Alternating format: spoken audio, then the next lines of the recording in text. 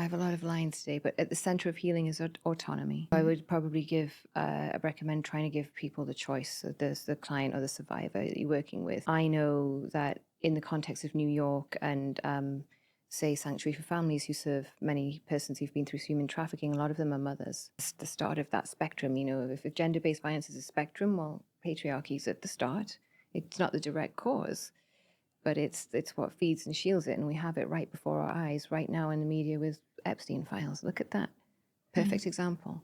And then, of course, when we are talking about different platforms, whether for anybody else, not just in the therapy session, but for organizations that engage with survivors, would you recommend in-person contact over text, over email? I know that there are a lot of social media platforms right now that also do a lot of engagements. So Yes. any particular recommendations that you would make? So I have a lot of lines today, but at the center of healing is autonomy. So I would probably recommend trying to give people the choice. So there's the client or the survivor that you're working with.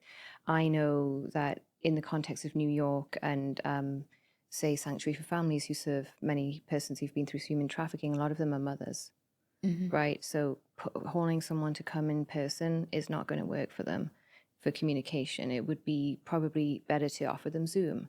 Obviously, you know, you want to make it, even if you're not a therapist, a licensed provider, you still want to try and go by HIPAA, you know, make it HIPAA compliant no matter what, because privacy is key, especially now in the climate we're in. It's even more, you know, with tech abuse in the rear view mirror, with certain hostile environments politically.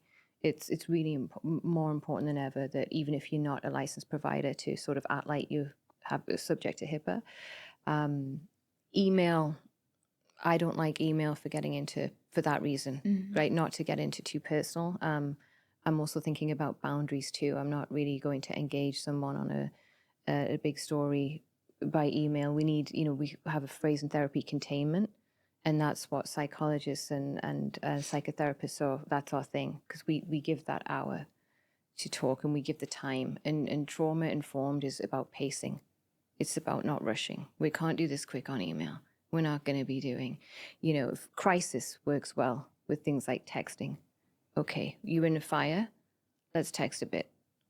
Do you need to go, you know, and that's, you know, that's the screening. The screening goes well over text maybe. And then we're going to bring it to preferably a phone call or Zoom if we're really going to talk.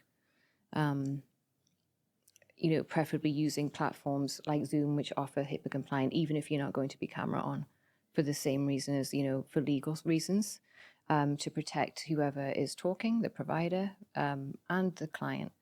A lot of people are involved in litigation as well, who are trafficked, you know, or might be, unfortunately. So. Interesting. You previously mentioned that when we are looking for coaches or professionals in the field, you said something that they are getting paid when they gift certificate. What is this about? So there's something called survivor leadership, which I am one myself. I'm a survivor leader. And survivor leadership is giving intellectual and financial credit for survivor expertise. So having not just gone through abuse, but having moved through systems and having inside knowledge of that. And that is, we believe that is like technical knowledge in the field, and it's very precious. So with that being said, a survivor should really be on the board of a not-for-profit. They should be helping to dictate strategy. They should be in a salaried position, right? And that is also how you're going to address, you know, disparities, right? Because in New York, for example, not-for-profits are the main responders a lot of the time. The leadership is often predominantly white as well, when most of our survivors, a lot of them are non-white. So we really need, you know, we need representation. And you know, I think around COVID, we had, you know, a lot of the discourse about race, right? Which is, you know, fine, that was needed. I mean, that there's only a little bit of work done, but at least it started, right? But we haven't really had discourse about using survivors and having them represented as a class, if you like, a protected class. So with that being said, as well, survivors, they need to be rewarded for what they bring. A police officer, a detective, you'll often see someone of that nature with investigative experience being pulled in to talk at some place, You have no idea what it's like to go to a shelter, to be frightened with your children, to go to a court that has no trauma literacy. The judges, the attorneys, even the attorneys that want to help don't have trauma literacy or literacy in gender-based violence. This is a big problem, but we're not seeing these experts utilized to the maximum. And I would say the reason of that is probably patriarchy, right? Because patriarchy invented what is professional in the United States. And that was, rooted in probably a man's idea a long time ago of, of what professional looks like. And recently with the government, we've had discourse about what is a professional license. We're trying to pull it apart. So we need survivors to be regarded as professionals if they're bringing expertise, to be to take up space, and to be rewarded. Right now, I'm not seeing that. And I'm just seeing like a gift card, like $50. It's very insulting too. And Right. a survivor has often had big shots taken at their self-esteem by an abuser, and so this is a way that institutions and organizations can repeat coercive control dynamics too. Right? Come and do this for me, I have said, and I need you to do this, and then kind of underpay somebody and not take care of them, and not. What does that remind you of? Kind of what a pimp does, right? They just give the little cut and then off you go. Well, that's, my argument is that's what I'm seeing organizations do. And then predominantly we're seeing a lot of attorneys speak on. Right now, I think we just had a new mayor in New York, and they hired there was a job, I think it was like, chief of domestic violence and human trafficking are, like very closely linked domestic.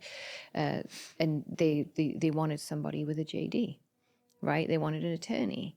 And I'm looking through the description, I'm saying, well, this is inherently a clinical subject, right? And it's also a survivor expertise subject and a cultural expertise subject. The only thing we need the JD for is really when someone's about to has already been attempted to have been killed. That's the end result, right? That's not it. So this is a big problem. And I call that kind of, and law is a profession deeply entrenched in patriarchy. And often patriarchy wants to mirror itself, right?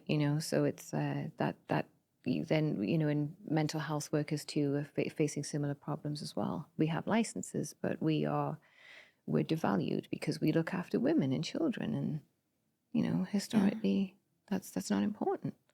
So, even though we have grad degrees in this and that and have jumped through hoops to get the licenses. So, yeah, I would say, we really need to look at the role that patriarchy plays in organizations, because patriarchy feeds and shields gender-based violence too.